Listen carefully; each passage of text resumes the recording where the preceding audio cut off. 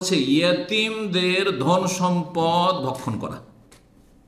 ইয়েতিমদের ধন সম্পদ ভক্ষণ করে কারা? যারা নিকটাত্মীয় তারা বেশি করে। হয় ইয়েতিম, ইয়েতিম কাকে বলে?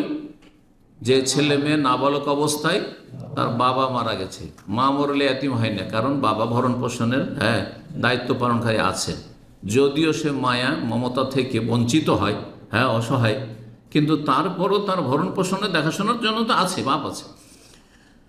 তো বাবা মারা গেছে নাবালক অবস্থায়, এখন তাদের দেখাশোনার দায়িত্ব নিয়েছে কে? দাদা, না হয় চাচা, ঠিক না, অথবা নানা, না হয় মামা।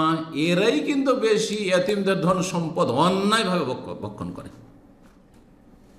নিজের ছেলে মেয়েদেরকে ভালো ভালো স্কুলে পড়াচ্ছে আর ভালো যত্ন সহকারে পড়াচ্ছে, আর ভাতিজাকে ভাইগিনাকে চাকর খাটাচ্ছে, অথবা যারে মাদ্রাসায় দিয়ে দেয়, কোনো পয়সা খরচ করেন। তারপরে তাদের বিল হয় 10 টাকা, করে 100 টাকা, আর একটা জিরো বাড়িয়ে দেয়, 9-6 করে।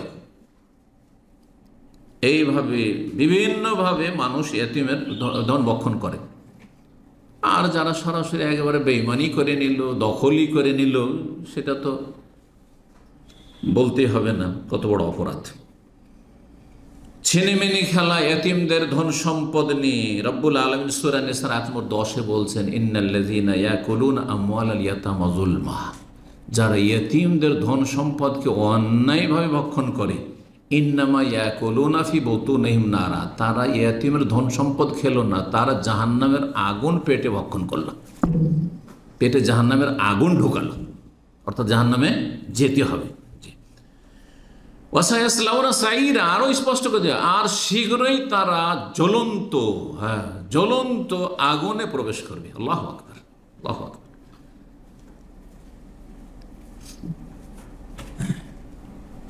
এতিমদের উপরে জুলুম করলে যেমন বড় অপরাধ, তেমন এতিমদের সাথে সদাচরণ যদি করেন, এতিমদের প্রতিপালন করেন, এতিমদের আদর স্নেহ করেন, মায়া মমতা করেন, তার জন্য আনা ওয়া কাফিরুল ইয়াতিমে কাহাত। নবী সাল্লাল্লাহু আলাইহি ওয়াসাল্লামের প্রতিবেশী হতে চাইলে একজন কমপক্ষে এতিমের আপনি কেফালত করেন, দেখাশোনা করেন।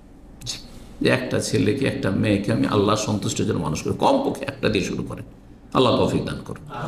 অন্তর যার শক্ত হয়ে যাচ্ছে, দোয়াতে কান্না আসে না, সালাতে খুশু আসে না, ইয়েতিমকে আদর স্নেহ করেন, ইয়েতিমকে কোলে নেন, ইয়েতিমের মাথায় হাত বুলান, দেখবেন যে অন্তর নরম হবে।